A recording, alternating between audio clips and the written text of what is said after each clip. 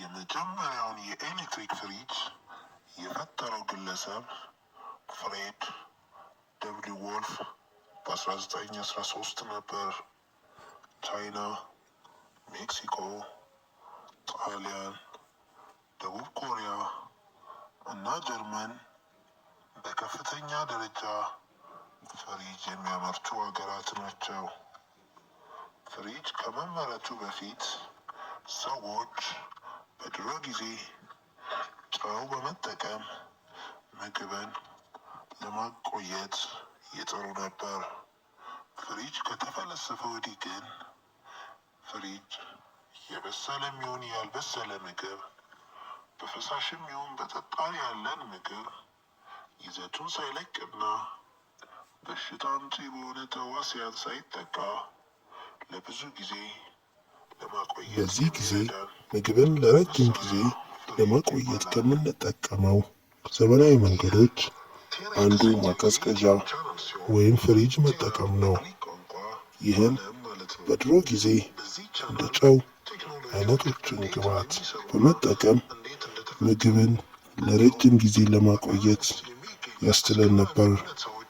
ፍሪጅ ግን ከነዚህ በተሻለ የበሰለም ይሁን ያልበሰለን ምግብ፣ በፈሳሽም ሆነ በጠጣር ነገር ያለን ምግብ ይዘቱን ሳይለቅና በሽታ አምጪ ከሆኑ ተዋሲያን ሳይጠቃ ያለ ሀሳብና ጭንቀት ምግብን ለብዙ ጊዜያት ለማቆየት አስችሎናል።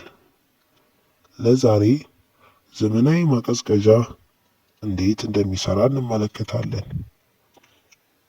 የዘመናዊ ፍሪጅ የአሰራር ሂደት ቀላል ሲሆን እሱም በውስጡ የሚያቀዘቅዝ ፈሳሽ በማሳለፍ ምግቦችን ማቀዝቀዝ ነው።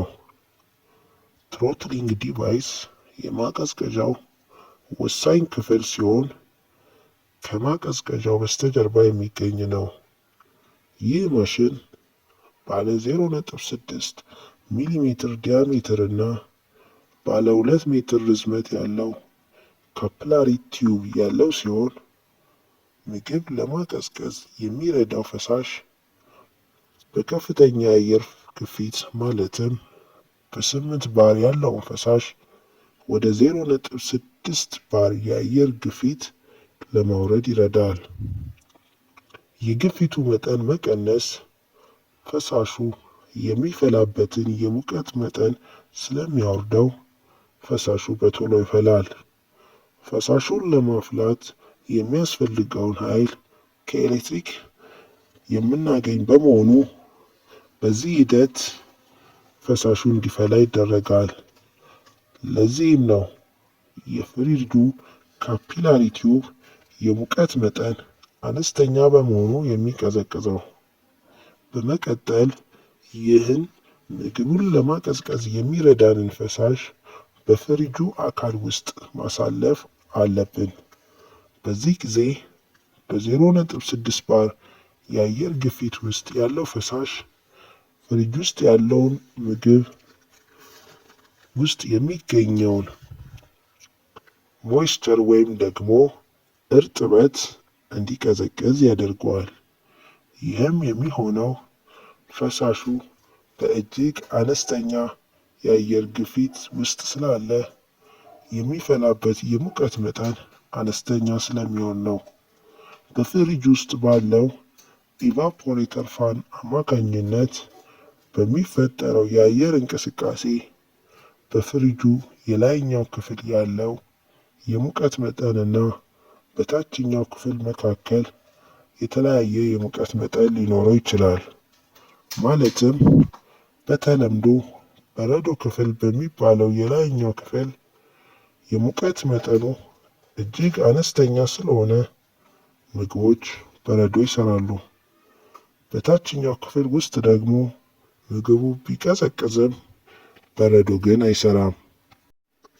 በመቀጠል በጋዝ መልክ ያለውን እና ምግባችንን የሚያቀዘቅዘውን ፈሳሽ ኮምፕረሰር በመጠቀም ከ0.6 ባር የአየር ግፊት ወደ 8 ባር ማለትም ቀድሞ ወደ ነበረበት የአየር ግፊት ከፍ እናደርገዋለን። ለዚህ ሂደት የምንጠቀመው የኮምፕረሰር አይነት ሪስፕሮኬቲንግ ኮምፕረሰር በመባል የሚታወቀውን ሲሆን በዚህ ኮምፕረሰር ፕሬዠሩን ስንጨምር ቴምፕሬቸሩ አብሮ ይጨምራል። በመቀጠል ሂት ኤክስቼንጀር በመጠቀም በጋዝ ውስጥ ያለውን ሙቀት ወደ ውጭ በምናስወጣበት ጊዜ ጋዝ ወደ ፈሳሽ ይቀየራል። ይህ ሂት ኤክስቼንጀር ኮንደንሰር በመባል ይታወቃል። ይህን ሂደት በተደጋጋሚ እናደርገዋለን። ማለትም ፈሳሹን በድጋሚ በኮምፕረሰር ቲዩብ ውስጥ በማሳለፍ ወደ ጋዝ በመቀየር እና በምግብ ውስጥ ያለውን እርጥበት በማቀዝቀዝ ምግብ ሳይበላሽ እንዲቆይ ማድረግ እንችላለን። ለማጠቃለል ያክል ፍሪጅ ምግባችንን የሚያቀዘቅዝልን በውስጡ ያለውን ፈሳሽ በኮምፕረሰር ቲዩብ አማካኝነት ወደ ጋዝ በመቀየር በምግብ ውስጥ ያለውን ሙቀት በመውሰድና ምግቡን በማቀዝቀዝ ነው። ይህ ጋዝ በኮምፕረሰር አማካኝነት የጋዙን ፕሬዠር ከፍ በማድረግና በውስጡ የያዘውን ሙቀት ወደ አካባቢው በመልቀቅ ወደ ፈሳሽ በመቀየር የሚካሄድ ሂደት ነው። የመጀመሪያውን የኤሌክትሪክ ፍሪጅ የፈጠረው ግለሰብ ፍሬድ ደብሊው ወልፍ በ1913 ነበር። ቻይና፣ ሜክሲኮ፣ ጣሊያን፣ ደቡብ ኮሪያ እና ጀርመን በከፍተኛ ደረጃ ፍሪጅ የሚያመርቱ ሀገራት ናቸው። እንግዲህ ምግባችንን ሳይበላሽ ለረጅም ጊዜ ለማቆየት የሚረዳን ፍሪጅ በዚህ ሂደት የሚሰራ መሳሪያ ነው።